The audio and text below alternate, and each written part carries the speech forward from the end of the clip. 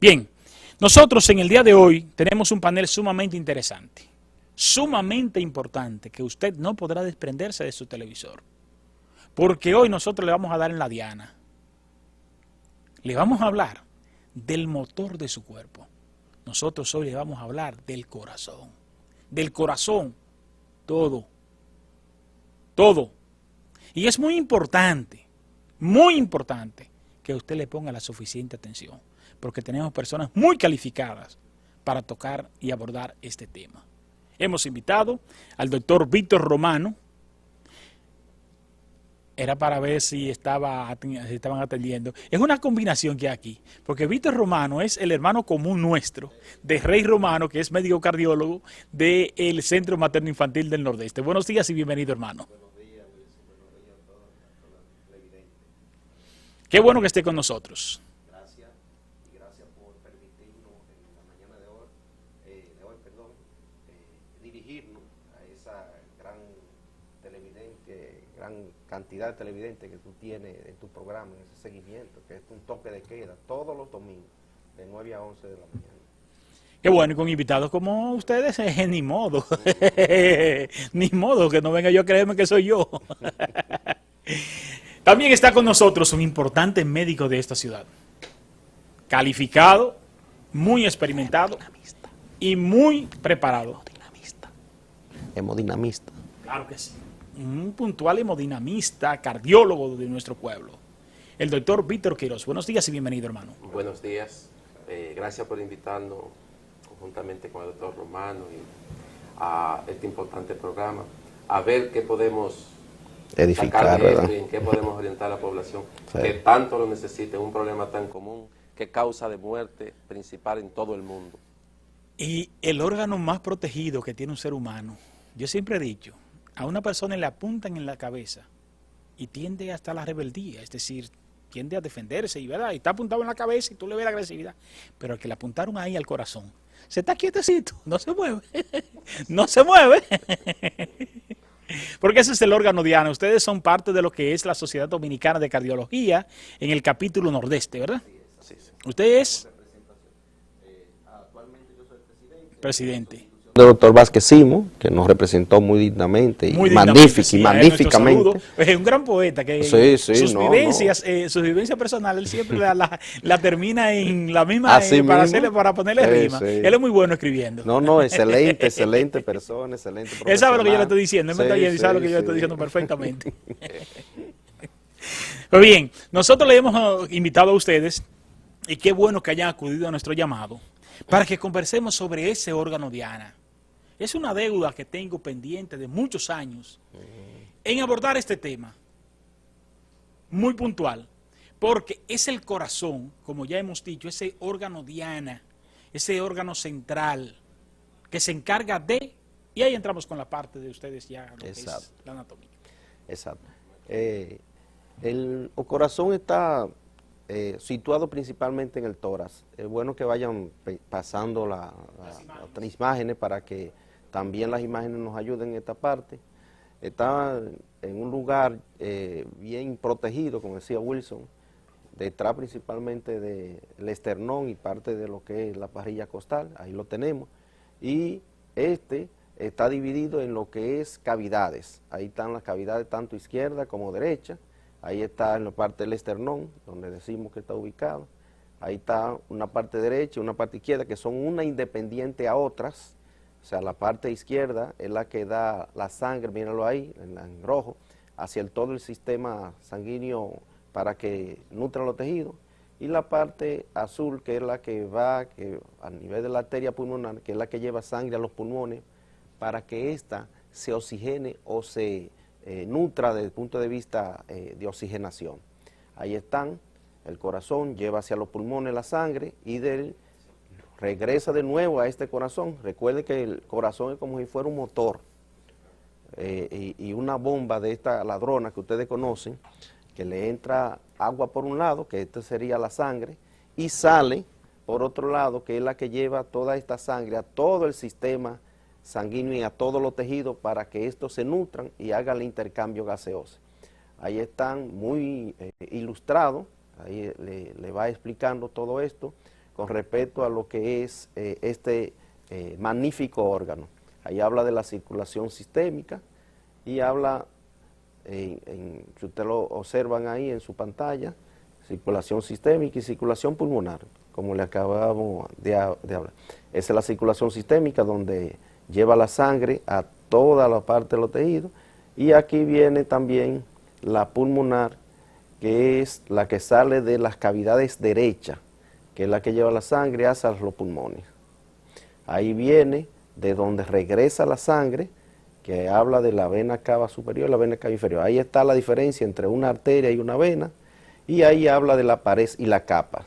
Ahí tiene, esa es la capa más interna, la que sale ahí, que le llaman endocardio. Ahí está la capa media, le dan miocardio, y la más externa, que le llaman epicardio.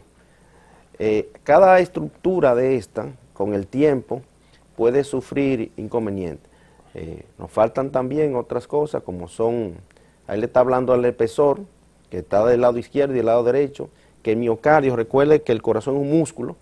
El corazón del lado izquierdo, como le estaba en la diapositiva anterior, le decía que era de gran grosor, porque se representa una presión mucho mayor del lado izquierdo, y el derecho tiene un grosor menor con respecto a lo que es la anatomía de esto.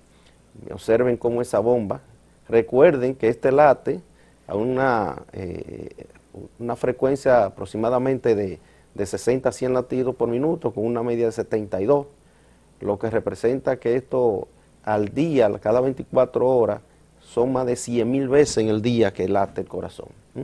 Imagínense ustedes, esto es una máquina desde el punto de vista perfecta para mantener nuestra vida. Por eso es que este es uno solo y hay que cuidarlo, y por ende nuestra insistencia, ahora mismo, miren, ahí le habla de las válvulas, ahí le está hablando de las diferentes partes valvulares ahora, le habló de la tricúpida, que es del lado derecho, y la válvula también nosotros le decimos su soporte, que está en la cuerda tendinosa, lo que dice ahí, que tanto se ubica del lado derecho, como ustedes observaron ahora, como del lado izquierdo. Esa es el lado derecho, ahí está la aurícula derecha, donde llega la sangre, que después que recorrió todo el cuerpo, regresan a y de ahí se van, miren ahí donde llegan, vena cava superior y vena cava inferior. De ahí viene y pasa al ventrículo derecho, allá en la parte, en la punta, donde se observan, bien clarito ahí, y también otra parte de la sangre que se recoge del corazón, que le puso ahí la imagen, que le llamamos seno coronario. Sí. Una pequeña interrupción en cuanto al contexto. Es importante porque el doctor Romano explicó explícitamente todo el funcionamiento. Exacto. Hasta ese nivel. La cavidad. Pero una pregunta que quizás se quedó en el aire: ¿y por qué dos circulaciones? Exacto. Lo que pasa es que una circulación, la mayor, lleva todo el oxígeno. En el transcurso la sangre se va liberando oxígeno a los tejidos, pero llega un momento que se queda sin oxígeno. Entonces necesita oxigenarse de nuevo, y para oxigenarse de nuevo es que viene la otra circulación, que es la circulación pulmonar, que el doctor Romano explicó explícitamente. Exacto.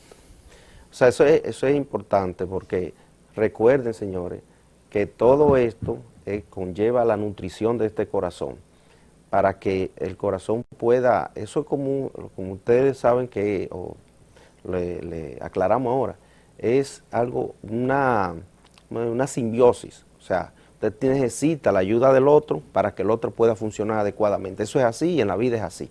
Necesitamos siempre de todo esto para continuar en esto. Aquí más adelante también ustedes verán, aparte de esta parte, lo que es también la actividad eléctrica. Miren ahí, le hace la salvedad del lado derecho, donde ¿ve? Ahí le habla de la presión que debe estar en la arteria pulmonar, y la arteria que tiene el pulmón, que nada más oscila entre un 25 y no puede oscilar mayor de un 30%, ya eso sería patológico.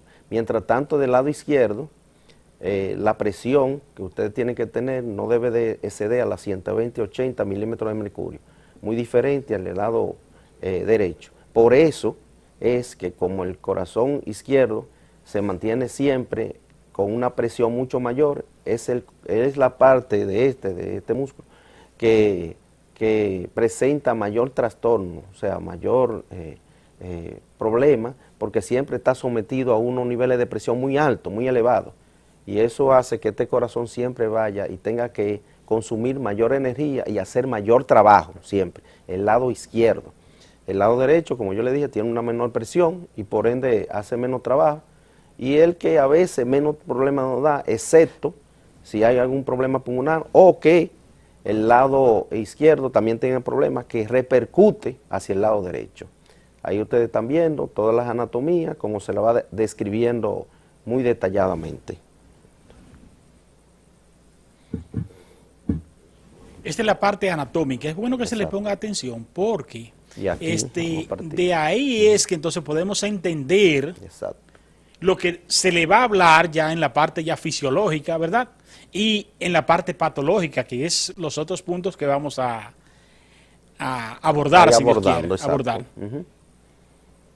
Ahí le está dando la imagen, ahí está, miren la presión, como le decía ahorita, del ventrículo izquierdo, que oscila los 120 milímetros de mercurio en la sistólica y los 80 milímetros de mercurio, en la diastólica. Ahí también ustedes observan que cómo podemos nosotros ubicar que haya una buena circulación y cómo podemos ubicar el pulso, se lo estaba mostrando ahí. Ahí El pulso cuando radial. ahí tiene el pulso radial, pero usted lo puede ubicar también en varios otros En lugares. varios lugares. Exacto. Donde usted le puede tomar la presión y ahí también puede determinar la frecuencia cardíaca, tomando este pulso. Recuerden que yo le dije que Siempre es bueno, y escúchame, guárdame la Sí, idea sí, de no hay tomar problema. siempre estos dos dedos por el nivel de pulsación, Exacto, que que existen son en la menores, otra. porque cuando ponemos el pulgar, El pulgar, se puede confundir la presión de ese dedo con la presión de la arteria Con- radial. Exacto, con el pulso, exactamente. Yo me así acuerdo un mismo. chin de anatomía, Rey. Sí, gracias a Dios. Ahí le habla ya de lo que el doctor Quiroga prácticamente es su área fuerte, que son las coronarias. Ahí le está hablando, estas son las arterias que llevan la sangre, principalmente la nutrición a este órgano. Recuerden que el doctor Quiroga le hablaba de que se distribuía esta sangre, llega oxígeno en todo el sistema, donde ella se iba liberando el oxígeno, pero la primera arteria que da para distribuir el oxígeno, principalmente es su propia arteria, su propia nutrición. Su propia nutrición, las anteriores periféricas y coronarias. Sí, principalmente la coronaria. Es importante hacer un paréntesis ahí, que incluso el corazón es un órgano tan imprescindible para el ser humano, y el cerebro y el corazón no necesitan insulina para captar el azúcar, los carbohidratos, Sus ellos lo energías, captan ¿no? Y directamente, para sintetizar su porque propia no se energía. pueden parar. No, exactamente. Mira, por ejemplo, esa parte de las arteriolas, tanto periféricas como coronarias, que son las que irrigan el corazón. Es decir, el propio corazón tiene su propia irrigación, su propio, todo lo que demanda en sí. Y ahí habla también del sistema de conducción, que es la actividad eléctrica. O sea, también La tiene su actividad propia, eléctrica, su propia energía, su propia planta. Sí, señor. Su propia planta, eso es así. Para que esta planta se mantenga siempre, como decía el doctor Quiroga, se mantenga siempre en funcionamiento. Miren cómo va ahí, cómo esa energía prácticamente copla todo el corazón para que este tenga un movimiento constante. Ya ustedes ven la importancia. La parte. Mírenla ahí cómo anatómicamente le hace el desglose de lo que es el sistema eléctrico de este órgano. Miren, representa esto, un 1% de la fibra que este posee. Y siempre, como le está dando ahí, siempre esa actividad eléctrica va haciendo que el corazón no deje de moverse. Entonces también aquí, como en las partes anteriores que hemos visto, tanto en la actividad eléctrica, tanto en la actividad de lo que es las válvulas, y tanto también lo que es músculo y también las arterias que le llevan irrigación a este músculo. O sea, estas son las partes anatómicas que vamos a ir desglosando en la mañana de hoy y le vamos a ir a ustedes edificando con respecto a la patología de cada órgano. Ahí está lo que nosotros recogemos, esta actividad eléctrica, con respecto a lo que nosotros le decimos el electrocardiograma. El electrocardiograma tanto nos va a dar imagen de lo que es, si una cavidad de esta puede estar crecida, nos da imagen de esto en el electrocardiograma. También nos va a dar si una parte de la electricidad también del corazón tiene problemas, pero también nos va a dar si una parte de las coronarias también tiene problemas, o también de la válvula. O sea, que nos va a dar una imagen en el electrocardiograma con esa, como decía el cirujano, con esas rayitas que suben y bajan, uno se da cuenta qué parte de este sistema de anatomía que tiene el corazón uno puede inferir que puede tener problemas. Sí, fíjate, porque como dice el doctor Romano, el electrocardiograma recorre vectores, por eso están ubicados los electrodos en diferente posición, porque cada una representa un vector. Entonces, por ejemplo, si hay un problema ya sea de conducción, se manifiesta ya por cambio, pero si es un problema puramente isquémico, nosotros sabemos ya prácticamente con mucha precisión cuál es la arteria que está afectada, de acuerdo a los vectores o a las derivaciones electrocardiográficas. Si ustedes observan ahí, en el cuadro del centro, ahí hablamos lo que nosotros decimos derivaciones precordiales, significan derivaciones que están alrededor del corazón. Entonces esas derivaciones precordiales, si ustedes observan, ven el corazón desde la parte más izquierda o medial, donde está el esternón, en la parte media, ya ahí el doctor Quiró, si ese electrocardiograma tiene unos cambios ahí, ya el doctor Quiró, que es lo que decía, infiere qué arteria puede estar obstruida. Pero si se da en los dos electrocardiogramas que dice B3 y B4, algún inconveniente, ya el doctor Quiró también puede inferir cuál arteria puede estar obstruida también. Bloqueada. Pero también B5 y B6, que son los dos últimos de esas derivaciones precordiales, también se puede inferir cuáles pueden estar obstruidas.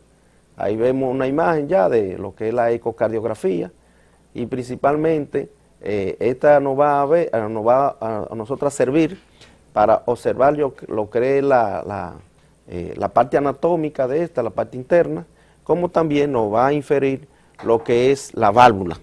O sea, nos va a inferir si tiene algún problema valvular, como también nos va a inferir si la cavidad está aumentada de tamaño, que es lo que le llamamos entonces una insuficiencia cardíaca, que lo vamos a ir desglosando a medida que vamos avanzando en esta patología.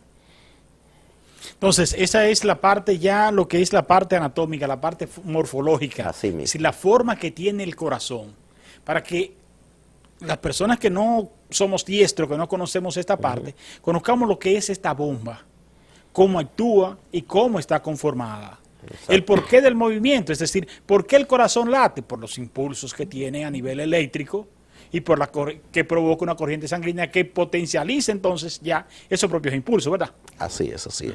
Prácticamente tiene su propio impulso, su propia planta. planta. No de cardiología, pero que tengo amigos muy buenos cardiólogos, sí, algo se le tiene su propia planta. Entonces, mira, hablando de esa misma, está la patología dentro de lo que es el daño, vamos a decir, de la patología que vamos a hablar. Cuando hablamos de patologías, hablamos de daños, de alteraciones. De daño y alteración. La más común, nosotros decimos que es la enfermedad crónica no transmisible más común que hay a nivel del mundo entero, que es la hipertensión. Esa es la enfermedad más común crónicamente, pero que no es transmisible, que es la hipertensión. En nuestro país, ahí tenemos la imagen ya para explicarles lo que es la tensión arterial y la hipertensión.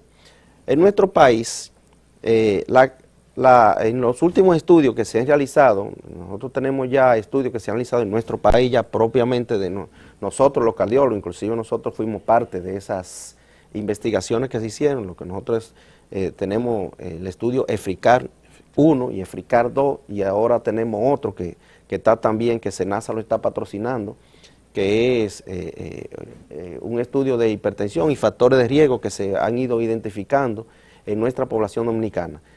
La incidencia o la tasa de hipertenso en nuestro país por encima de 18 años, Wilson, representa nada más y nada menos que un 30 a un 33%. Imagínate tú, y lo grande del de caso un 30 a un 33%. ¿Te imaginas que tú vengas y tragas 100 personas? De diferentes edades. De diferentes edades. Y la media dentro de ese grupo representa de esos 100 que 33 o 34 de esos 100 que tú tienes por encima de 18 años son hipertensos. Y sobre todo muchas veces asintomáticos. Y eso es el problema. Y de entonces, si nos vamos a lo que es la edad un poco más, vamos a decir, un poco más envejeciente, vamos a decir un poco más avanzada, mayor de 60 años, esto ya representa un más de 50%. Oye, si tú buscas una población por encima de los 60 años, más de 50 de esa población son hipertensos. Entonces, otro problema mayor, Wilson, es que de ese 30% o ese 50% para personas mayores, un 30 o un 35% aún diagnosticado y tratado no lleva medicación de forma regular, lo olvida, lo abandona o lo suspende por un tiempo. Pero ese 25% no es solo exclusivo, ese 30% de aquí, en Estados Unidos, en Europa, en el mundo entero, porque la gente se cansa. Es difícil. Cuando yo era médico general, que pasé mucho trabajo en el hospital, yo decía, Dios, cuando yo sea especialista, solo dedicarme a un órgano. Y quizá cogí el órgano más difícil, el corazón. No más difícil, pero ¿por qué? Porque son los pacientes más difíciles de tratar. Un epiléptico, tú le das su medicamento para eso y es una cosa, pero el corazón, como influye muchas cosas, a veces tengo que dar 4 o 5 pastillas. Y un día tú te cansas y dices, no, yo voy a dejar esto. Y sobre todo esa alta especificidad que hay que tener puntería. Eso es como el neurocirujano. Sí, Si se equivocó, ay, quedó con un lado. olvídese de esa vaina. Sí, Por ejemplo, un sí, ortopeda se equivoca y usted va a ver un individuo que tiene una lesión permanente en un brazo, en un pie. Pero ya cuando se habla de un neurocirujano y cuando se habla de un cardiólogo, eso tiene que ser con un nivel de precisión muy terrible. Al 100%. Estamos hablando prácticamente de cualquier equívoco, puede costarle o una parálisis o la vida a esa persona.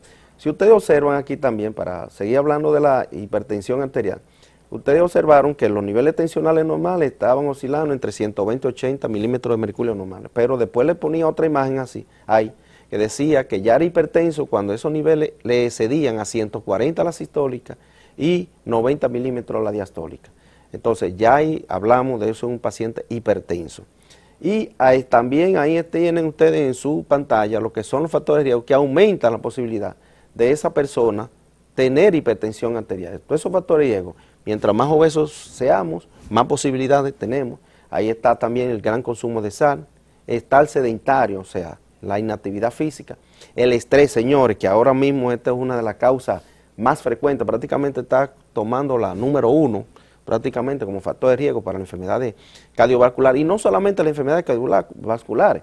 Tú estabas hablando ahorita del cáncer, esto también aumenta la posibilidad, porque se mantiene un estrés, el estrés se mantiene y eso hace que la oxidación sea constante y esto aumenta la posibilidad. Bioquímica. Sí, no, eso es terrible, como dice nuestra colega de Chan allá, que dice, no, el estrés oxidativo que estamos sometidos diariamente, eso es terrible, no, y es verdad, y ella siempre tiene razón en esta parte, porque ese estrés, como tú acabas de decir, eso mantiene una oxidación interna, señores, que todos nuestros órganos siempre están en alerta y nunca tú le ves en esas personas que están constantemente estresados una relajación, una tranquilidad, y eso mantiene, claro, el estrés es bueno, pero hasta cierto nivel. Hasta cierto nivel. Eso es algo... Hay una condición basal que es... Claro que sí. Algo que yo le digo a mis pacientes es lo siguiente, con relación a la presión arterial, porque da mucho problema, como el doctor Romano lo dice, y es la enfermedad más común. ¿Qué pasa? Como el corazón es un músculo que responde a esfuerzo. El corazón no produce presión, el corazón maneja presión.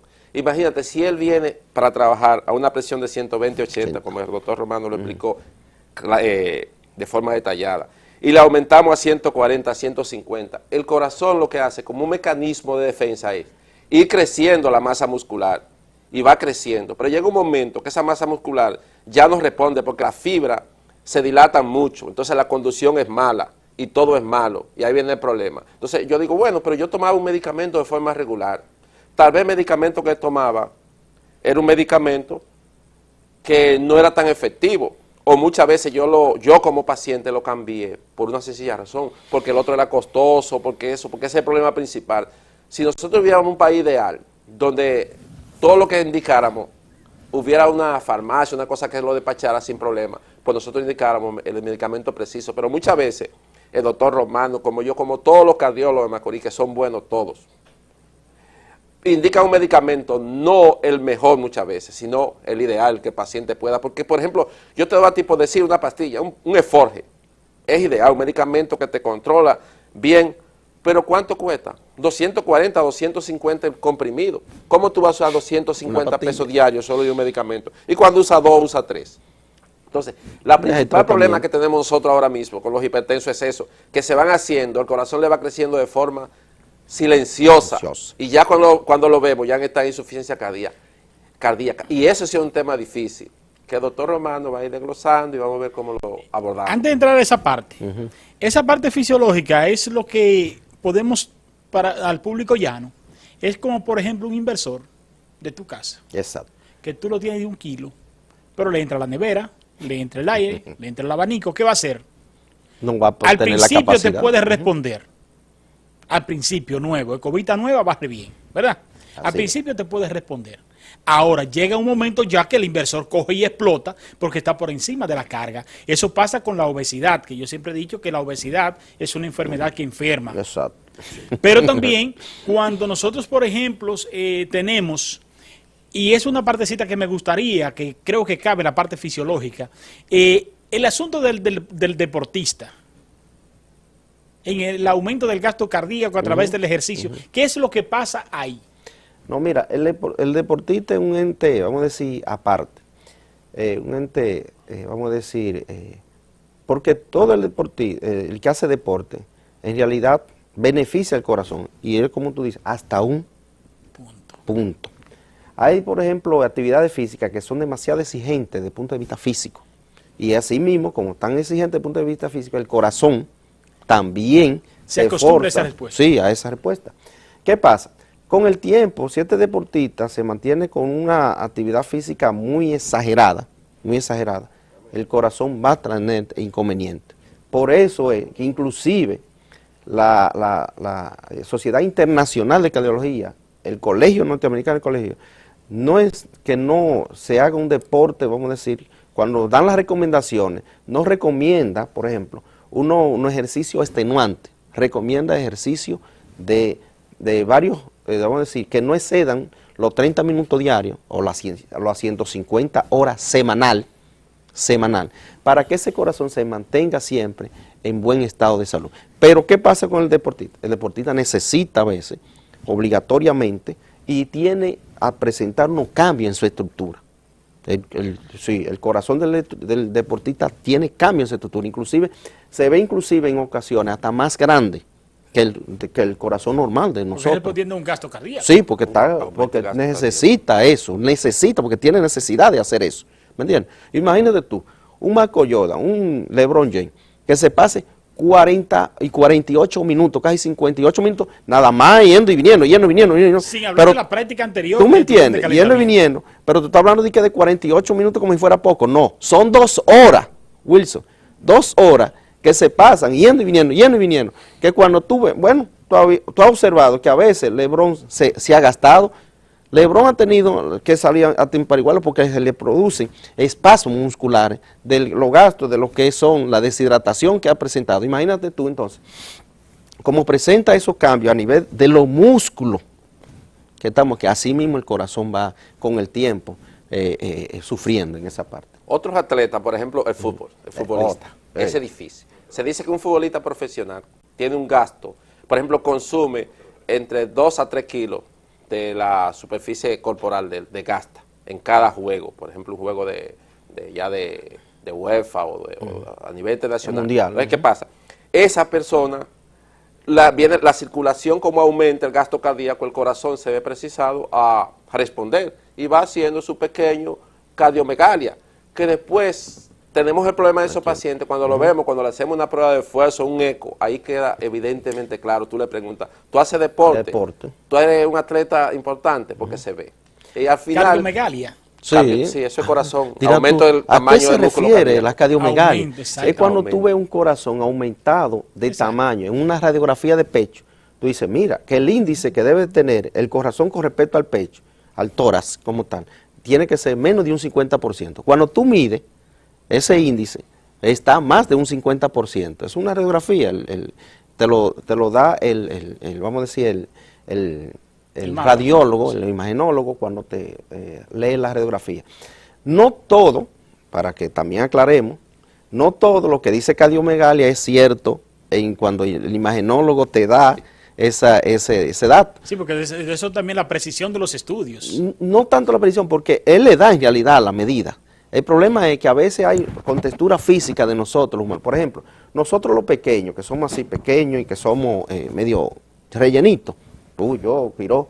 Pero mira, él, el camarógrafo que es delgadito, a él la silueta cardíaca le ve más pequeña. Pero nosotros, como somos papachaitos, se nos da más grande. Tú ves, no significa que el corazón de nosotros que esté grande, sino que radiográficamente da esa imagen. O sea, entonces, ¿qué hacemos para definir claramente si hay o no hay algún problema? Un ecocardiograma, donde vamos a observar la estructura y observamos si está o no aumentado de tamaño. Y ahí ya definimos si hay o no. O sea, que no significa que si usted le dan un diagnóstico en una radiografía de cardiomegalia sea cierto. O sea, busque también la respuesta de un profesional en el área para que ya se defina por esa vía. Sí. ¿Tú sabes? Ese tema que explica el doctor Romano es muy importante. Y muy porque frecuente, va mucha muy gente allá frecuente, por una radiografía. Sí. Por eso ¿Qué pasa? te subrayé. Sí, yo También, sé. otra cosa importante, que esa radiografía va a depender del técnico. Yo recuerdo que hace muchos años, yo llegué cuando estaba haciendo residencia fuera y llevé a un paciente a hacerle una radiografía digital, que no existía aquí. Cuando yo llegué allá vi radiografía digital. Y le En digo Brasil. yo, sí. Entonces le pregunto, me dice, ¿cuánto pesa y cuánto mide? Y yo no sé, pues vaya, mídelo y péselo. Y digo, ¿y por qué? Porque de acuerdo al peso y a la medida, yo le doy la distancia y además también calculo la cantidad de RANS o de radiaciones que le voy a dar. Entonces, cuando me hace la radiografía, yo le digo, ¿y qué tú ves? Un residente de primer año. Dice, no, yo no soy médico, yo soy técnico, yo sé hacer eso, el que tiene que interpretar eso es usted. O sea, que la forma de Él cómo tira la foto, él sabe enfocar, cuál es la sí. distancia que tiene que guardar de acuerdo al peso y al tamaño del individuo. Sí, Pero todo. la lectura de eso corresponde a usted. Sí. Ciertamente, esto es un tema muy apasionante, muy... Sí. Entonces, Wilson, y con respecto a la hipertensión, que era el tema que estábamos describiendo, y de ahí que vino también la parte del aumento de corazón, no solamente cuando un paciente es hipertenso va a afectar el corazón como tal, va a afectar otros órganos, tú sabes, porque es una enfermedad sistémica, una enfermedad que va a cubrir todo el cuerpo. Aparte del corazón, que te puede aumentar de tamaño por esa parte que decía Quiró, que él va a ser sometido a una presión ya aumentada que no estaba previamente puesto, ahora también va a producir daño en lo que es todo el sistema arterial, todo el sistema arterial, y lo va a endurecer, o sea, lo va a poner tenso, que es como lo que yo te decía ahorita con respecto al estrés.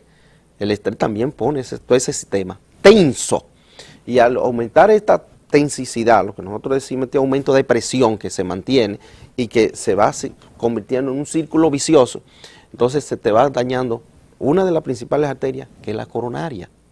Pero también Que es la que le da la sangre al corazón. al mismo repetimos. corazón, el mismo que se nutre, pero también te va a producir daño a nivel de la arteria del cerebro, pero también te va a producir daño a nivel de la arteria de la vista, de la retina. Lo que es el aumento de la presión Perfecto. ocular. Sí, así mismo.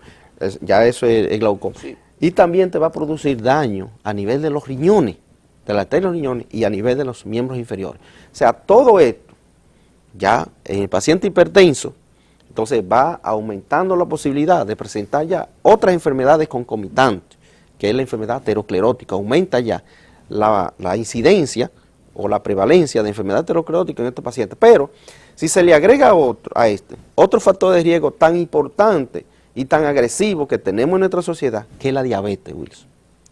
Entonces la cosa ahí va empeorando. Pero si a esto también le agregamos, eso es otro factor de riesgo, esto es terrible, el fumar, Wilson. Mire, eso es una bomba de tiempo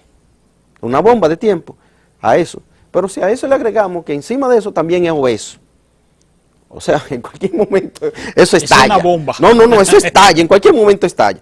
Por eso es la insistencia de nosotros, como estábamos conmemorando el 29, ahora mismo de septiembre, el viernes pasado, el Día Internacional del Corazón, por eso es nuestra visita aquí hoy, para edificar a la población Y sensibilizar. así mismo, a la población del nordeste completo, y por qué no, como dice nuestro colega doctor Polanco, del país y del mundo.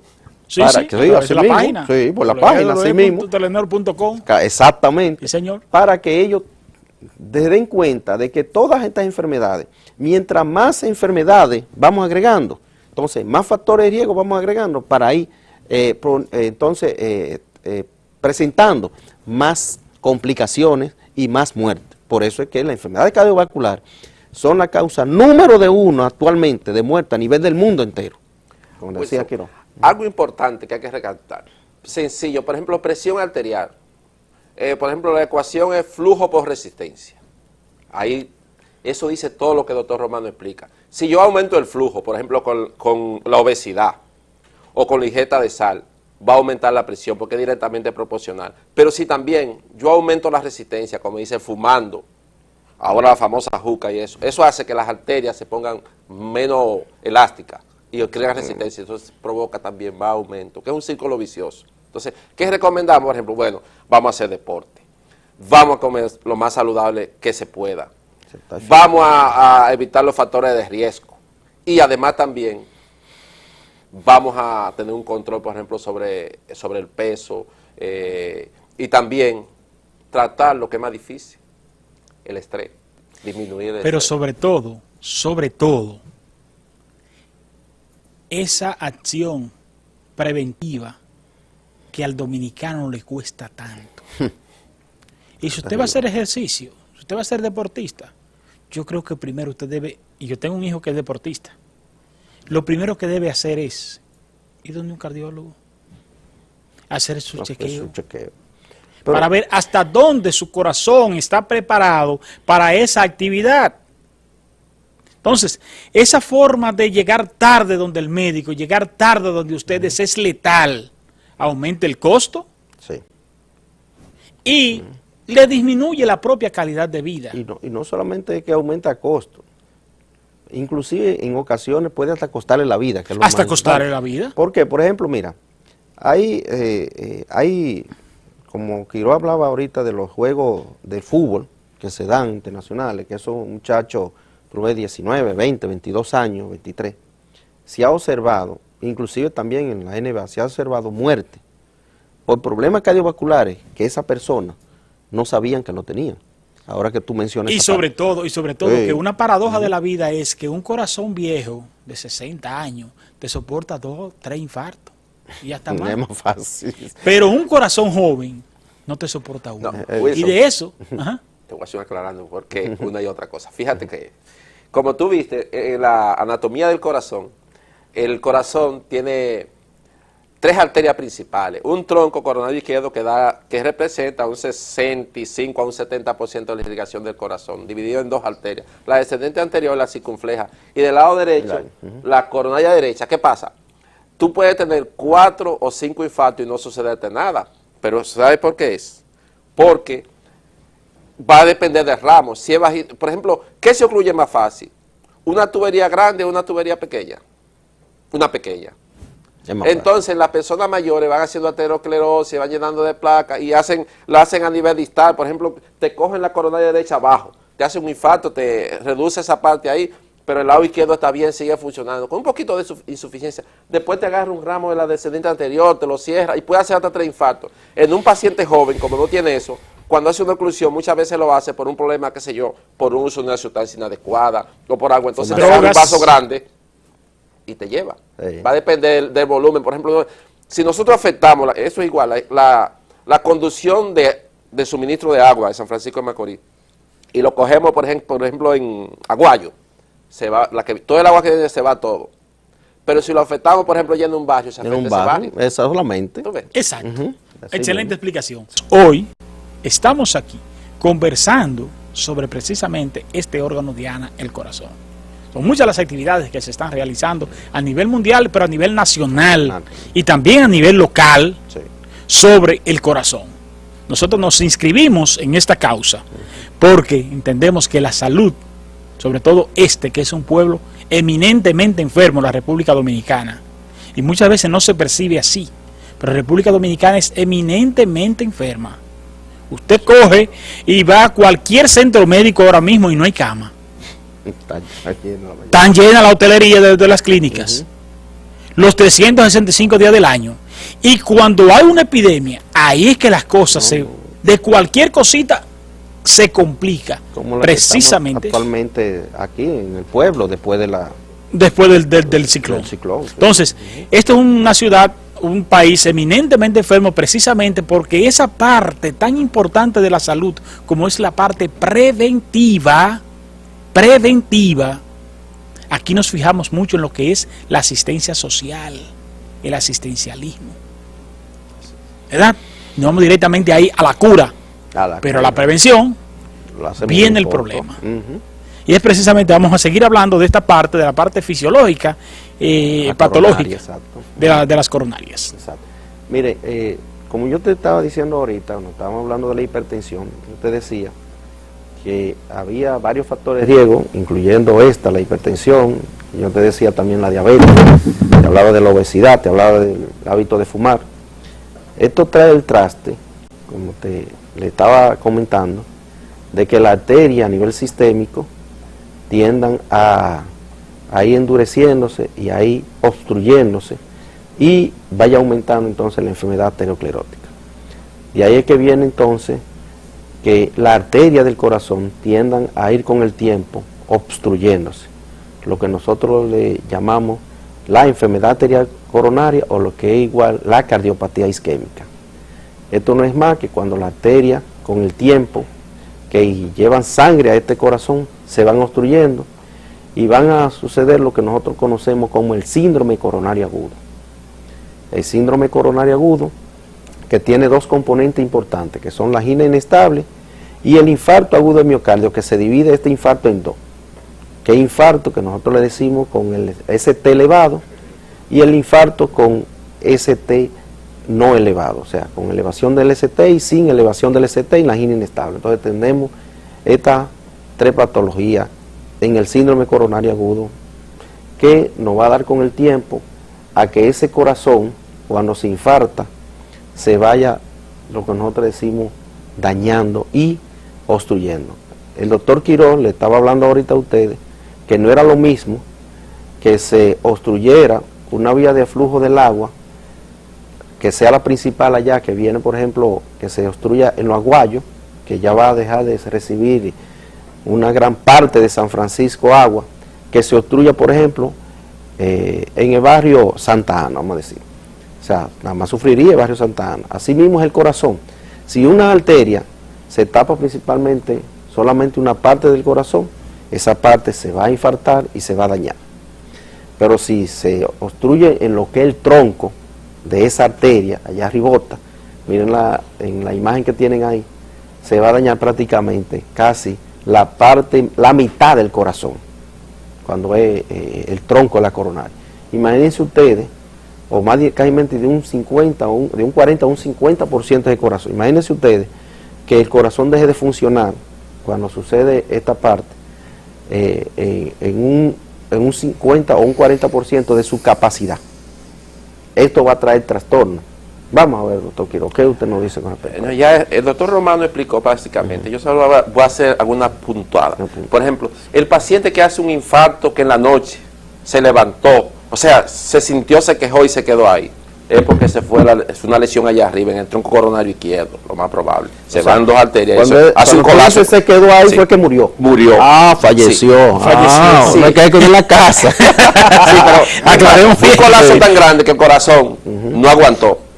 Pero eso es lo que llama la angina de pecho. No, la angina de, por ejemplo, cuando el doctor Romano dijo el síndrome coronario agudo, que eran los infartos y la angina inestable. La angina inestable es cuando hay una oclusión, pero que no es permanente. Se ocluye y deja pasar. Es como una matita. Dura 2 días, 3 días sin agua, se está secando. Tú le echas agua y se repone. Es intermitente. Esa es la angina inestable. Pero el infarto es cuando ya tú vienes y ya está seca, cuando tú le echas agua no va a repollar. No va a repollar. Entonces, ¿qué pasa? Infarto es la muerte del tejido. La muerte del tejido. Y la angina inestable es sufrimiento del tejido, que si lo dejamos va a llegar a la muerte. Entonces ya, como el doctor Romano explicó eso, a mí me interesa 2 cosas para el paciente. Primero, tener ojo visor con eso. ¿Qué significa la angina inestable? Y diferenciarle, porque muchas veces nosotros llegan pacientes con dolor de pecho y son otocondritis, los músculos intercostales y esas cosas. Entonces, pero todo paciente, como ellos no son médicos, y a veces nosotros también nos equivocamos, es importante que todo paciente que tenga factores de riesgo, que ahora son, antes era la gente de más de 45 o 50 años, ahora son los jóvenes y todo el mundo, por la situación que vivimos, lo que comemos y el estrés que estamos. Todo el que tenga un dolor de pecho, específico o inespecífico, debe visitar un médico. referirme a un cardiólogo. Entonces el cardiólogo va a decir, mira, vamos a ver cómo están tus colesteroles, porque entre mayor tránsito de colesterol, más fácil se puede ocluir las arterias. Vamos a hacerte un examen, que es un eco, para ver cómo se mueven las paredes, una prueba de esfuerzo, y ya eso nos da, simplemente con esos estudios, ya uno casi se atreve a asegurar que hay un problema isquémico o no. Esa es básicamente la parte que más interesante, ya como el doctor Romano dijo que la coronaria, que sí tenemos que tener en cuenta. Pero que hay muchas cosas que se enmascaran. Sí. Por ejemplo, esta parte de los intercostales se enmascara mucho, por ejemplo, con cualquier podríamos decir algún infarto, un cuadro anginoso, por ejemplo, un dolor en el pecho. Estoy sintiendo un dolor en el pecho, no, eso es muscular. Me tomo los dominicanos son especialistas. Gracias a Dios que tenemos miedo a la sangre, porque si no parara uno rajado en cualquier esquina. Se toma, una neurotropa. Ya, exacto. Y yo a eso con... Sí, pero Wilson, y le enmascara. Eso es lo importante. Por eso te digo, visitar a un cardiólogo. Porque el cardiólogo te va a decir si es o no es. Por ejemplo, yo tuve el viernes un paciente que me lo manda la doctora Arleta Toribio para una evaluación, para un trasplante renal. Cuando yo le pregunto, ¿y a usted le duele el pecho? Sí, a veces cuando yo hablo duro, que eso me molesta. Digo, no, vamos a hacer la pruebita de esfuerzo y lo llevo, no le toca, yo lo llevo. Cuando veo, llamo a Leti. Ese paciente no es un trasplante, es un cateterismo y ver. A los 3 minutos hizo un cambio y dolor de pecho. Entonces, si tú lo metes a un trasplante, te va a morir. Entonces, claro, que ya con eso, o sea, que hay métodos, que es una prueba de esfuerzo. Una prueba de esfuerzo es poner una caminadora con un programa específico, unos electrodos y te va dando. No es difícil, no es doloroso, no es nada, los seguros la cubren y ya con eso el paciente y un ecocardiograma, que es solo una sonografía del corazón. Con esos dos cosas básicos, uno puede decir sí o sí no. Eso es lo grande, que teniendo todos los medios para prevenir, no lo estamos haciendo. Y en esa parte donde tenemos ya para la parte final, si Dios quiere, es que nosotros tenemos que puntualizar. Doctor Romano. Sí, mira, tú hablabas ahorita de lo que es la angina. La angina como tal, es con lo que uno dice, es como si fuera el grito que hace el corazón, diciendo, tengo un problema. Y es el mismo centro del corazón, porque la angina se produce precisamente por ese bloqueo de las coronarias, de la parte que irriga, como ustedes decían hace un momentito, irriga en el corazón, el músculo del corazón para que funcione. Así mismo. Mira, por ejemplo, uno dice angina, todo lo que se manifiesta en el corazón. Hay personas que te dicen, no, el corazón no duele. Algunas personas te dicen, y si duele es para matar. Óyeme cómo es, para matar. No, y óyeme, tú te dices así, y eso es así. Cuando tú dices que tú tienes un dolor anginoso, lo que te está diciendo es que ese dolor es un dolor, ya sea detrás del esternón o detrás de la costilla, fuerte intensidad. Yo se lo describo a los estudiantes como si fuera la pierna de un elefante encima de ti. Tú imagínate una pata de un elefante encima de ti. No quisiera. No quisiera, ni imaginar. No. Eso no te permite ni respirar. ¿Por qué? Porque si tú vienes con una persona y lo comprime así, esa persona hasta se puede, por no poder respirar, se puede hasta hacer un 5, puede hasta marearse. Imagínate entonces ese dolor tan intenso que tiene esa persona cuando ese corazón te está diciendo que está teniendo problemas de circulación. Pero no solamente se queda ahí con ese tipo de dolor, sino que se acompaña de algunas cositas que uno no toma en cuenta, que son signos, que tú dices, bueno, ¿y de qué se te acompañó ese dolor de pecho? Ah, bueno, que se me acompañó de que se me iba al brazo izquierdo o al hombro, o de que se me iba aquí a la garganta, que no me producía como una sensación de anugo. Oh, pero que también se me acompañaba de jadeo, de dificultad para respirar. Y me puso, doctor, yo sudé frío. Eso es para que te vean la importancia, porque es un cardiólogo que dura tanto en una consulta, porque es que el cardiólogo te evalúa los signos y síntomas de un paciente para poder determinar la patología. La patología, porque lo que tú decías, Wilson, porque hay dolores que se pueden, un dolor torácico, que tú puedes decir, pero es el corazón, pero ¿qué puede? Puede ser otra cosa. Por ejemplo, lo que decíamos del huracán, ahora mismo hay una incidencia de bronconeumonía y bronquitis increíble después de todos estos eventos lluviosos que hubo en estos días. Entonces, lo que más estamos teniendo ahora mismo son neumonías, que eso te puede causar dolor de pecho, una neumonía, un dolor pleurito. Pero también tenemos lo que nosotros decimos, los problemas de punto de vista intercostales. O sea, que también tú tienes que definir y valorar ese dolor con respecto al dolor anginoso, que es lo que decía Quiró. Pero ¿cuál es la persona, como tú decías, cuando uno comienza a preguntar y a ubicar? El cardiólogo o un médico capacitado en esta área para que te vaya discerniendo ese tipo de dolor que está presentando. Claro, tú tienes que tomar en cuenta también con este dolor lo que son los factores de riesgo que yo te mencionaba ahorita. Si el paciente, la edad que tiene, perfecto. Si usa vicios o no, si es muy obeso, si tiene problemas de diabetes, si tiene problemas de hipertensión, si tiene problemas de colesterol, o sea, todo eso. Vicios y el tipo de la automedicación. Porque, por ejemplo, el asunto de las hormonas. Sí. Otra cosa, ya un puntito final ahí, que ese dolor también se acompaña de otra cosa que nosotros hablamos. Por ejemplo, el corazón. Por ejemplo, el consumo de oxígeno del corazón, nosotros lo medimos en base a una nomenclatura, METS. Pero ¿qué pasa? Que si un corazón, por ejemplo, sea una arteria que está encargada de llevar 10 cc de sangre, por decir, y nada más puede llegar 3. Si yo someto un trabajo al corazón por encima de 3, voy a tener los síntomas. Si es por debajo de ahí, quizás pasa de sintomático. Por eso es que hablamos de los estudios que son, por ejemplo, la prueba de esfuerzo. ¿Eso qué pasa? Entonces ese paciente, muchas veces con angina inestable, te dice, doctor, yo camino de aquí a ahí me duele. O cuando tengo una relación, o esa cosa, que eso es un factor importante, aunque a veces tú puedes tener autocondritis que tú no puedes moverte, o otra enfermedad que no hablamos, que es una bursitis.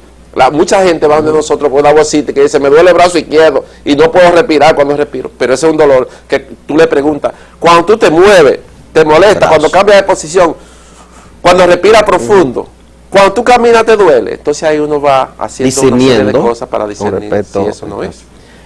Con respecto ya, que Quiroz decía que llegaba, por ejemplo, un paciente o presentaba, por ejemplo, una obstrucción de una parte importante o una arteria importante de este corazón, entonces se daban complicaciones, como era principalmente la muerte de ese paciente.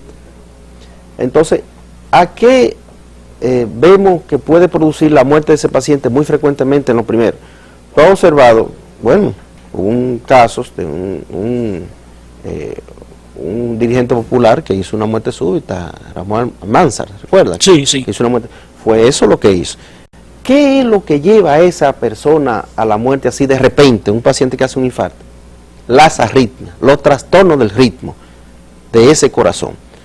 Entonces, de ahí viene el siguiente tema que vamos ahora a discutir. Hay diferentes tipos de arritmias.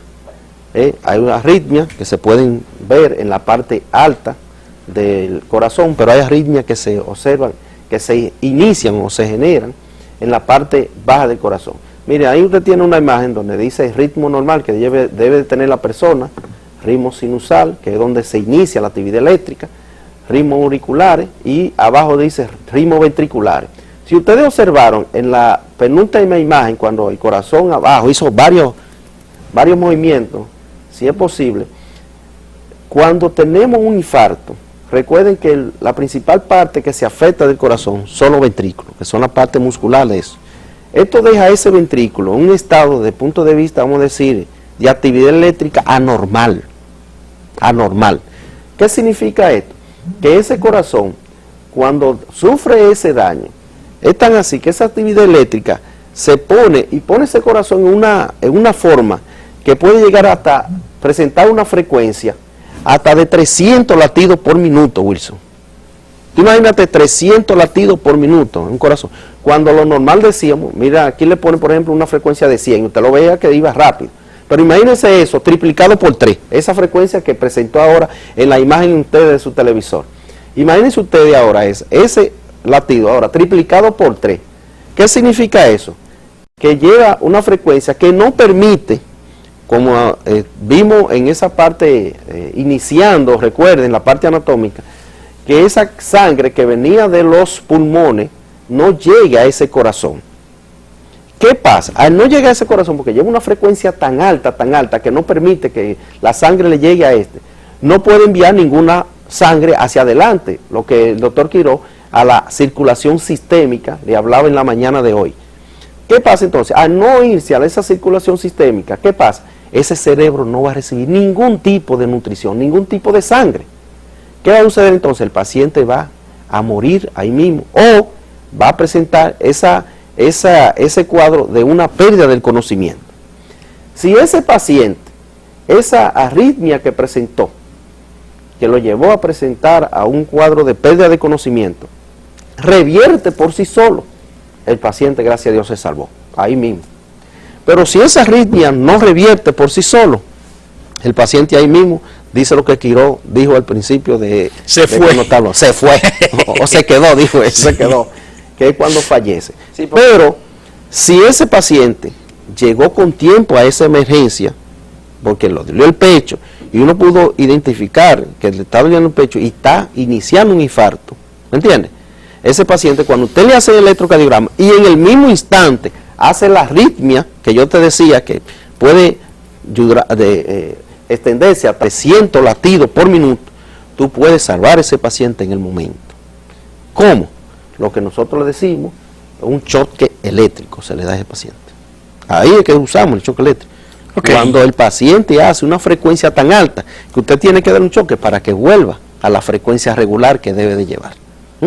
Pero hay otro tipo de problema. Hay también, cuando ustedes veían, hay arritmias, hay que producen lo que nosotros decimos que son muy lentas. O sea, que el corazón va lentísimo también. Esa es otra complicación de un infarto. Porque daña el sistema eléctrico. El sistema eléctrico que usted también lo hay, mire, que está allá arriba, que se va desarrollando, también puede dañarse. Míralo ahí, le sale el nodo aurículo-ventricular.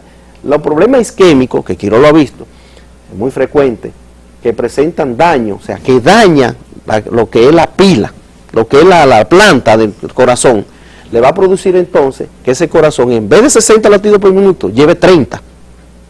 Significa que lleva una frecuencia demasiado lenta para satisfacer la demanda que necesita. Podemos hacer una bradicardia. Claro, eso es lo que le llamamos un bloqueo o una bradicardia extrema. ¿Qué hace Quiró entonces? En ese paciente, para que ustedes vean cómo son los tratamientos, va a necesitar entonces que Quiró le ponga un marcapaso. Oiga cómo cambia la cosa. Ahorita le teníamos que mejora grandemente la calidad de vida. Mejora, usted le pone el marcapaso, inmediatamente... La bisabuelita de ese niño tiene como algunos 15 años con un marcapaso. Y está, óyeme, con casi 100 años. Y probablemente antes de colocarle el marcapaso, probablemente caía, un mareo, un caimiento. Sí. A veces pueden hacer lo que yo te dije, hasta síncope, pueden pedir conocimiento por la frecuencia tan baja, porque el cerebro no le llega el oxígeno necesario. Sí. ¿Por qué? Porque dura 3 segundos y 4 segundos sin latir ese corazón y no le llega esa sangre suficiente. Entonces ahí viene que ese paciente tenga presentado lo que nosotros decimos, pérdida de conocimiento. El tratamiento de eso, un marcapaso, que Quiró le ha puesto a muchísimos pacientes, sí, que mejoran, como tú dices, magníficamente, y el paciente es difícil que vuelva a ser una complicación con respecto a esto. Claro, ese marcapaso necesita, como todo, seguimiento cada cierto tiempo, sí, porque todo en la vida tiene su tiempo útil y necesita que Quiró de vez en cuando le haga cambio. A ella le han hecho, me parece, 2 o 3 cambios. Yo nada más voy a un caso clínico nada más. Paciente de 18 años. Historia. Convulsiones. Convulsionaba. Anduvo neurólogo y todo el mundo, y por casualidad coge, porque aquí la gente, por ejemplo, cuando tiene una enfermedad, dice, yo voy para los Pinos, no al Pino, a los Pinos. Porque ellos piensan que el hospital del Pino... Eso es nada más traumatológico. Es traumatológico, pero cualquier eso van allá. Entonces, sí, ese muchacho fue a Corazones del Cibao. Cuando se le hace un electro con frecuencia entre 35 y 36 latidos por minuto. Dije, no, espérate. Hay que colocarle un marcapaso. Se le coloca el marcapaso y el muchacho nunca más volvió a convulsionar. Y estaba usando medicamentos como epiléptico. Por la frecuencia tan baja que presentaba. Miren la imagen que yo decía, desde los puntos de vista, la fibrilación ventricular, que es una frecuencia muy anormal, muy, vamos a decir, descontrolada del corazón, donde se le ve este tipo de problemas que le puede causar la muerte en ese paciente. Si ustedes, miren ese corazón ahí. O sea, miren cómo que se pone el corazón a una frecuencia tan abismal, tan rápida, que no permite que ese corazón se normalice y puede causar la muerte del paciente. Esas son las arritmias que nosotros decimos malignas. Maligna es porque causan ese tipo de arritmias que ustedes ven en su pantalla, la muerte inmediata del paciente. Óigame cómo es, la muerte inmediata. Eso no es la muerte inmediata, ese tipo que dice ahí. Y el tratamiento, como le dije hace un ratito, fue choque eléctrico para que eso revierta y vuelva de nuevo al ritmo sinusal, al primer ritmo que ustedes vieron que estaba ahí en la pantalla. Antes de irnos a la pausa, hablábamos de la arritmia. Hay una parte que conozco y tiene una estrecha relación entre lo que se produce a nivel cardíaco y a nivel cerebral. Hablemos de esto. Mira, hay una arritmia, que es una arritmia muy común, no solamente en nuestro país, que se ve en muchos pacientes envejecientes y también se observa en pacientes que tienen problemas valvulares, que es lo que nosotros conocemos como la fibrilación auricular. Esta es una arritmia donde le digo al máster por favor que me ponga esa parte, la fibrilación auricular que está ahí dentro de lo que las imágenes que le traímos a Wilson. Esta es una arritmia donde el corazón, principalmente la parte de arriba, lo que son las aurículas, tiene un trastorno para ella moverse. Normalmente la aurícula deben hacer así, o sea, contraerse para llevar la sangre desde la aurícula, cuando ustedes vieron la anatomía, hacia los ventrículos. Hacen esto. ¿Qué pasa? Cuando hay esta arritmia, que es una fibrilación auricular, si ustedes observaron ahorita, donde hablaba de fibrilación ventricular, ustedes veían que los ventrículos nada más hacían así. Así mismo sucede con la aurícula. La aurícula nada más en esta enfermedad hacen así también. ¿Qué pasa? Ustedes saben, ustedes todos prácticamente lo sabemos, que cuando la sangre, mírala ahí, la fibrilación auricular, que cuando la sangre viene, miren que no se contrae, la aurícula no se están contrayendo, que nada más están haciendo así, la parte de arriba, miren. ¿Qué pasa con eso? Que cuando la sangre se acumula, y ustedes lo han visto siempre en su diario vivir, ¿qué es lo que sucede, Wilson, cuando tú ves que la sangre se acumula? Se usa el coágulo. Se coagula. Eso es así. Crea el trombo. Y queda a nivel de la luz. Pero entonces lo crea ahí en la aurícula. Pero ese trombo, ese coágulo que se ha formado en ese corazón, se va hacia el ventrículo. Miren que algunos salen, ahí miren, que algunos salen, se va hacia el ventrículo y del ventrículo se va por la circulación sistémica que Quirós le decía al principio, y ese coágulo que se formó en ese corazón se puede ir ¿a dónde? Al cerebro. Pero no solamente puede ir al cerebro, miren el trastorno del ritmo que tiene ese paciente con una fibrilación auricular, mírenlo ahí.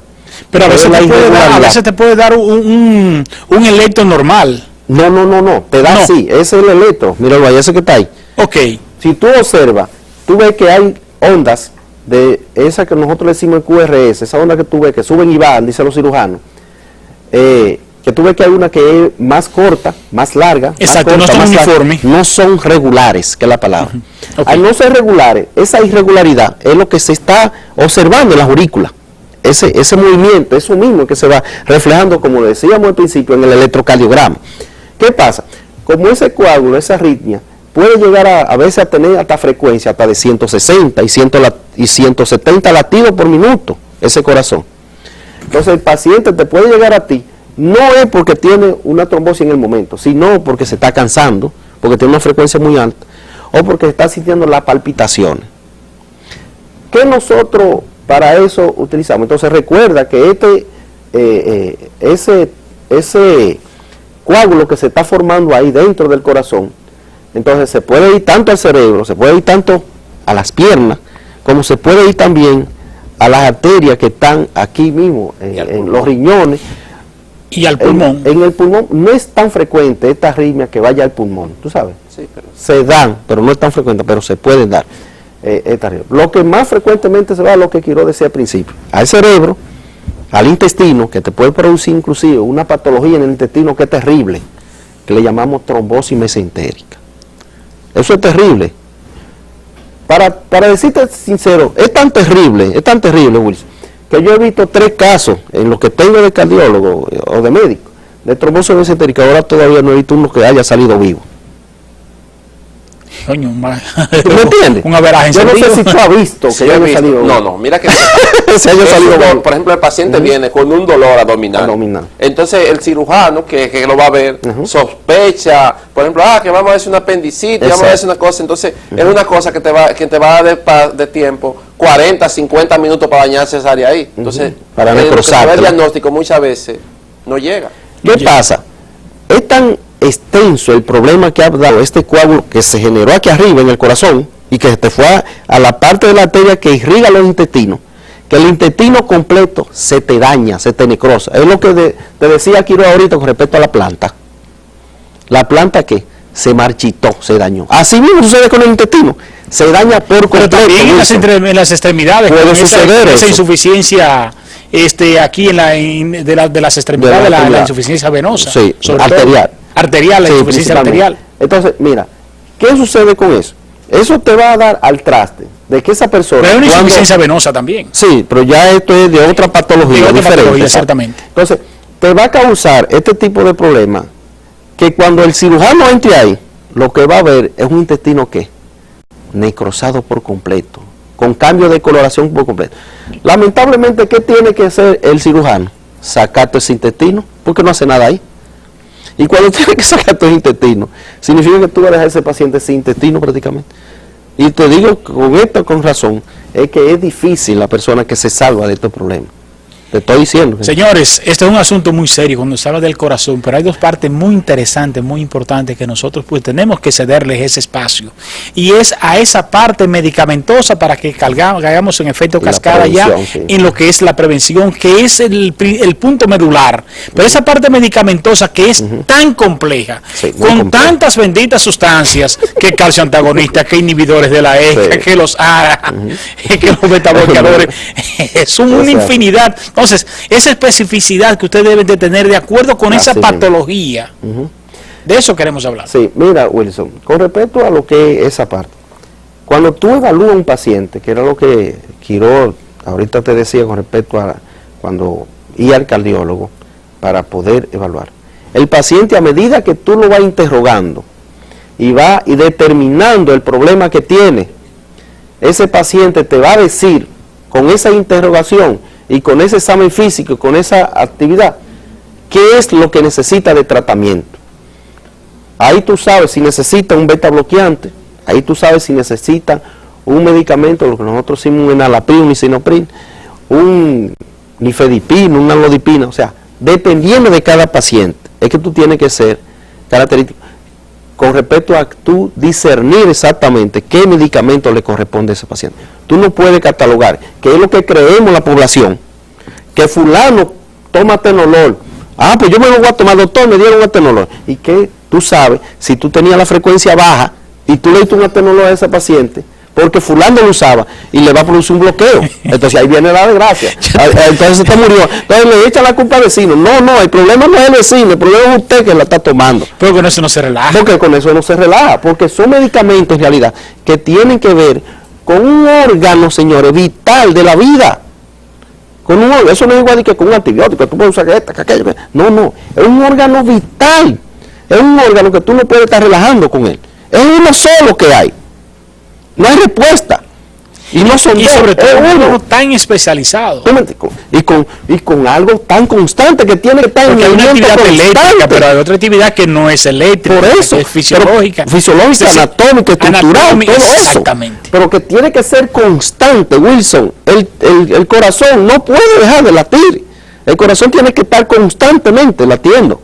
Y por eso es que hay que cuidar en eso. No sé si tú querías agregar algo más. No, realmente eso, que es cierto, el doctor Romano dice, cada paciente te habla.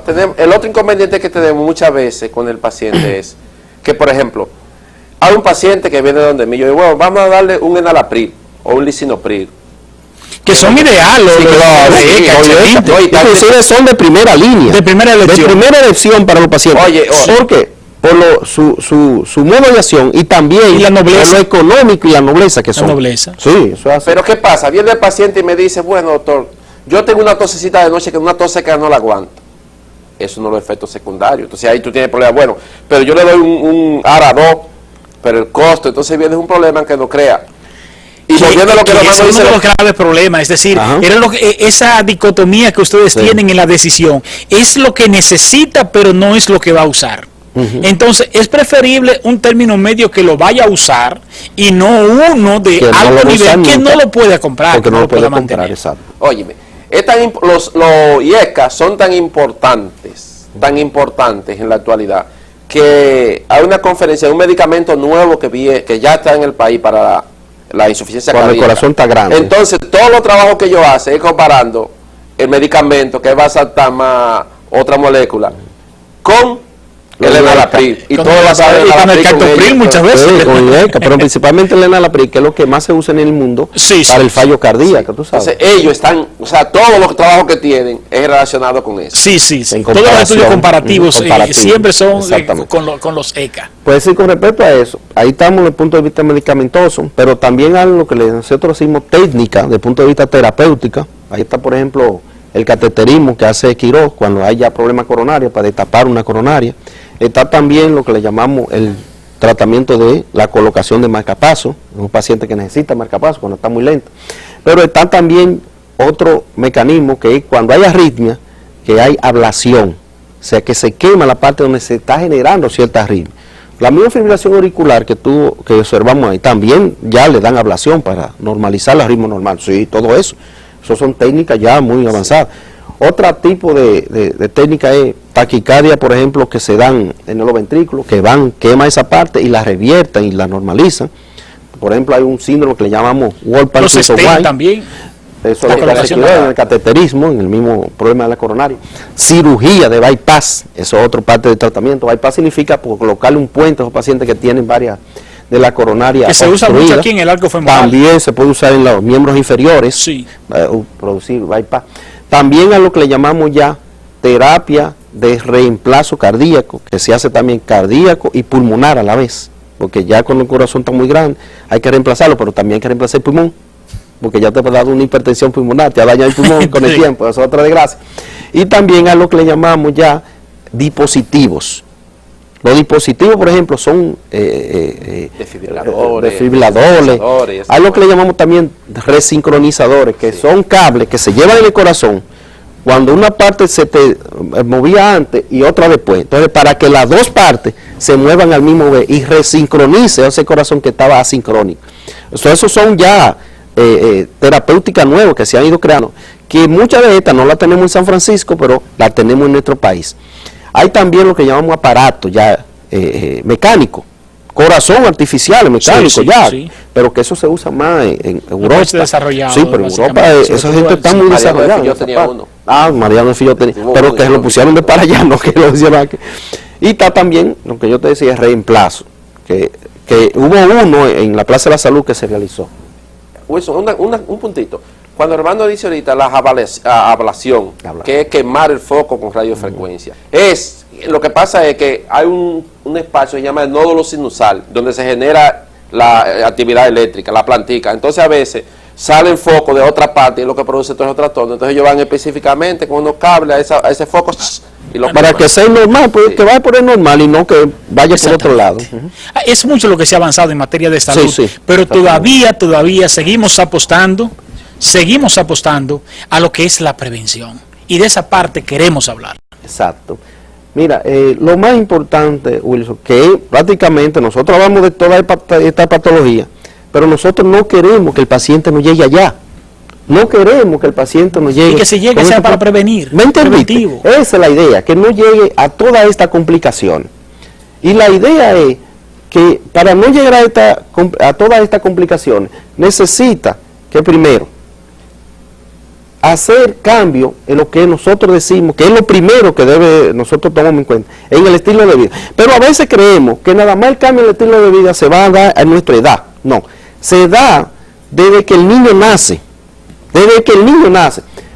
Ayer, o antes de ayer, perdón, vi yo un nutriólogo que estaba en una conferencia hablando exactamente de los problemas que da la nutrición en los niños, que ya se hizo dentro de los estudios que yo te dije que se estaba haciendo. Hay un que habla de un problema de obesidad tan grande en la República Dominicana, que más de un 25 o un 30% de nuestra población de los niños son obesos.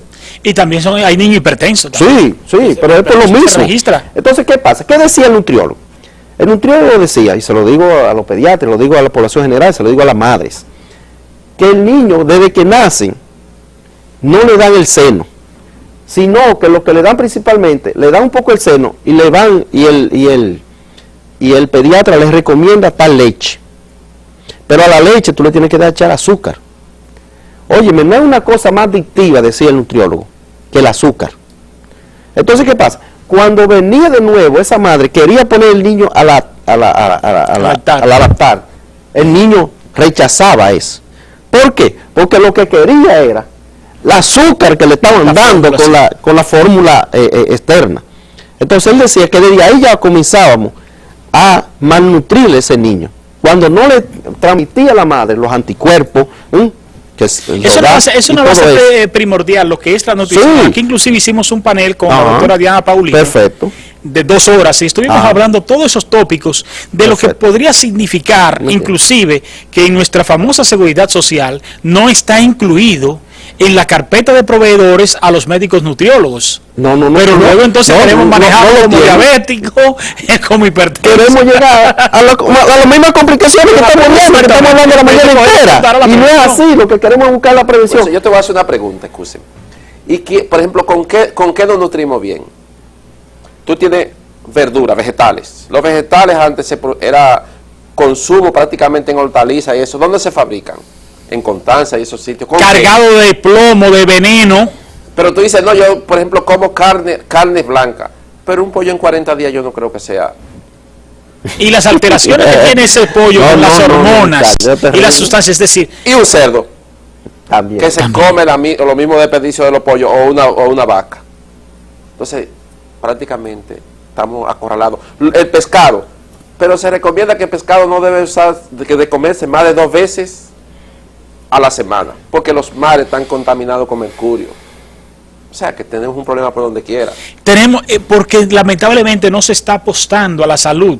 Por ejemplo, yo decía, el alto costo de los medicamentos, sobre todo en las enfermedades catastróficas, se debe precisamente a que los estados de las naciones poderosas invierten en bomba atómica y subsidian. Los Estados Unidos es el propio Estado quienes patrocinan el descubrimiento de nuevas sustancias para hacer explosivos potentes y son los que apuestan al armamentismo, el propio Estado. Claro. Pero cuando van a desarrollar una molécula para la salud, para una patología, es un laboratorio privado que tiene que hacerlo sin ningún subsidio, cubriendo el costo. Entonces, si los estados fueran más responsables y asumieran esta parte, las cosas fueran diferentes. Sobre todo a ustedes les conviniera de cardiología. Ébola. Matando en África, pero eran africanitos. Cuando afectó a los europeos, se buscó una cura. Se le buscó una cura, pero de inmediato. No, entonces, señores, lo más importante, para no tirar la toalla tampoco, vamos a decir sí, es en los factores de riesgo que le mostramos acá, cuando estábamos hablando de esto, es la prevención e incidir principalmente en esos factores de riesgo. Hablamos principalmente de la nutrición y hablamos de esa nutrición en la niñez. También es insistir desde que ese niño tiene ya su característica ya física, que puede caminar y todo, insistir en lo que es ayudarle y llevarlo de la mano a lo que es la actividad física, o sea, que no sea sedentario. Y también lo que es el control estricto de la presión, del azúcar, de la diabetes, tratar de también el peso, tratar de mantenerlo adecuado, y como también el hábito de fumar y control estricto de lo que son los colesteroles. O sea, para eso es y los triglicéridos. Lo que tienen. Sí, la hiperlipidemia. Brevemente, quiero 30 segundos ya para concluir. Bueno, yo lo que en estos 30 segundos lo que podría orientar a la población es, primero, hacer conciencia que tenemos un problema de salud, y desde el punto de vista de cardiología, en toda parte del mundo donde más se mueren personas del corazón. Entonces, oír precisamente esas recomendaciones que tanto el doctor Romano como la persona que le habla y con la ayuda de Wilson decimos que son importantes. Seguir recomendaciones y ver, porque si no al final, lo importante, lo que tenemos, el tesoro mayor que tenemos es la salud y la vida. Y hay que cuidarlo. Y hay que cuidarlo. Brevemente, Rey, lo que es la Sociedad Dominicana de Cardiología, el capítulo nordeste de cardiología, que sobre todo hacen una labor muy filantrópica. Sí, sí. Porque en el patronato del hospital está vigente todavía, ¿verdad? Sí, sí, Claro. Inclusive los medicamentos muchas veces son al costo prácticamente. Sí, sí. Mira, porque hacen sus convenios con casas comerciales y hacen lo que sea para que el paciente se lleve sus medicamentos. Mira, ahí tenemos nuestro tutor y mentor, doctor Poncio Luna. Mi hermano y amigo. Sí, que está dirigiendo esa parte de lo que es el patronato. Y siempre él insiste, como tú acabas de decir, que esos medicamentos le lleguen al mínimo costo. Es tan así, oye, Wilson, que tú vas a una farmacia, ni quitándole el 30% de lo que supuestamente es por debajo del costo. Exacto. Yo conozco tú vas y compara el precio, ni así. O sea, es una persona 100% luchador, sí, 100% luchadora, para que la población del nordeste se mantenga siempre en bajo tratamiento. Y la sociedad, lo más importante es que ustedes lleven estos consejos a la práctica, y siempre nuestra sociedad, con todos los cardiólogos que nos incumben, estará en esto. Señores, Quirós, Romano, gracias, hermano, Wilson. Gracias por darme esta gran oportunidad de oro de poder llevar de ustedes un panel con 2 personas muy puntuales de esta sociedad. Gracias del alma, 2 excelentes profesionales, y ustedes, mis amigos, el próximo domingo aquí nos vamos a encontrar. Recuerden que mañana es la rueda de prensa para el Festival del Cacao, el primer Festival Internacional del Cacao. San Francisco de Macorís, eso será el próximo año. Mañana la rueda de prensa donde haremos el lanzamiento ya de lo que será la actividad que vamos a celebrar. Ustedes continúen con el canal 8 y Tiempo de Esperanza, que es el programa que sigue a continuación. Buenos días. Bueno. Canal 8 Telenor, somos tu gente.